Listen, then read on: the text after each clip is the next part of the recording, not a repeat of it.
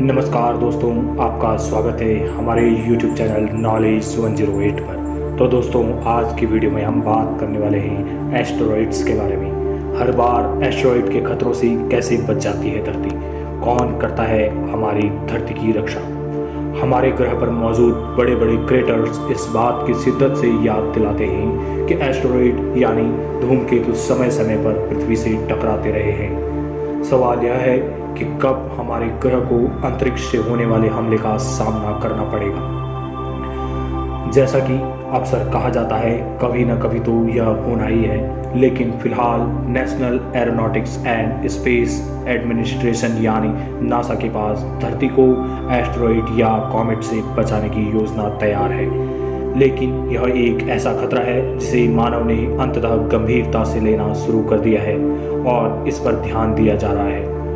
Double asteroid redirection की सफलता से प्रेरित होकर नासा ने हाल ही में एक नई प्लैनेटरी डिफेंस स्ट्रेटजी एंड इफेक्शन प्लान जारी किया है। इसमें नासा ने चेतावनी देने के लिए संभावित खतरनाक वस्तुओं को खोजने, पहचानने और फिर उन्हें दूर धकेलने के अपने प्रयासों का वर्णन किया है।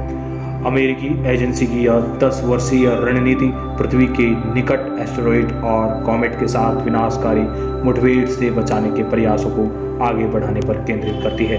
नासा के planetary defence officer Lindley Johnson ने कहा, पृथ्वी पर एस्टेरॉइड्स के प्रभाव से विनाशकारी तबाही की आशंका है और यह एकमात्र प्राकृतिक आपदा है जिसे मानवता के पास पूरी तरह से रोकने के लिए पर्याप्त तकनीक है।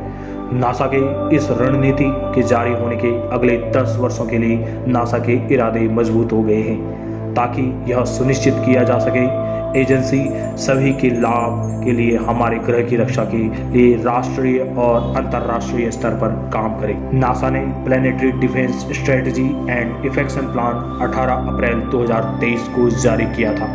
यह एक अन्य दस्तावेज का अनुसरण करता है जिसे 3 अप्रैल को व्हाइट हाउस ऑफिस और साइंस एंड टेक्नोलॉजी पॉलिसी द्वारा जारी किया गया था।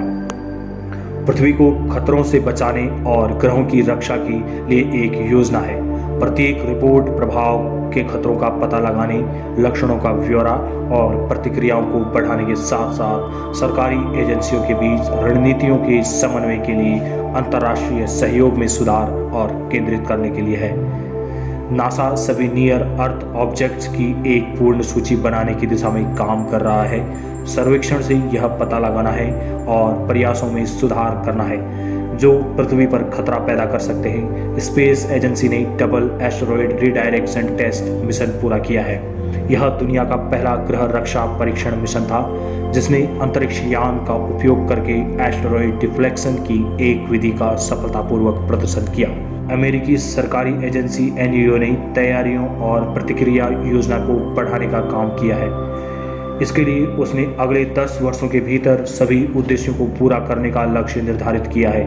नासा का आकलन है नियर अर्थ ऑब्जेक्ट का व्यास 10 मीटर से लेकर 10,000 मीटर तक है, यानी कि 33 फीट से लेकर 33,000 फीट से अधिक है और यह पृथ्वी की कक्षा में 42 मिलियन किलोमीटर की स्पीड से भीतर की ओर आता है। दशकों से वैज्ञानिक और अन्य जानकार मानवता को किसी बिंदु पर निश्चित रूप से क्या होगा इसकी तैयारी करने की आवश्यकता पर जोर दे रहे हैं। अपोलो अंतरिक्ष यात्री रस्टी शेकार्ट ने ग्रहों की रक्षा के बारे में कई बार बात की है। करीब 1 दशक पहले उन्होंने इस बात पर जोर दिया था कि एस्टेरॉइड्स को मोड़ने के लिए आवश्यक तकनीक पहले से ही मौजूद है। रस्टी शेकार्ट ने कहा, खतरा पैदा करने वाले अधिकांश एस्टेरॉइड को डिफ्लेक्ट करने के लिए हमें किसी बड़ी टेक्नोलॉजी विकास कार्यक्रम के लिए जाने की जरूरत नहीं है। उन्होंने यह भी कहा है कि दुनिया भर के देशों के बीच समन्वय और सहयोग की आवश्यकता है और शायद टेक्नोलॉजी की तुलना में इसे व्यवस्थित करना और भी कठिन होगा। शेकार्ट ने कहा, भविष्य में हम पर एस्टेरॉइड की मार पड़ने का संभावित कारण नौकरशाही है, न कि तकनीक। यह एक दुस्साहसिक बयान है, लेकिन अगर हम इसे पार कर सकते हैं और अपना काम सही ढंग से कर सकते हैं तो हमें भविष्य में कभी भी ऐसे एस्टेरॉइड से नहीं टकराना चाहिए जो पृथ्वी पर जीवन को खतरे में डाल सकता है। तो दोस्तों, कैसी लगी आपको जानकारी? अगर आपको जानकारी पसंद आई तो प्लीज़ वीडियो को लाइक, शेयर और सब्सक्राइब करना ना भूलें। नमस्कार।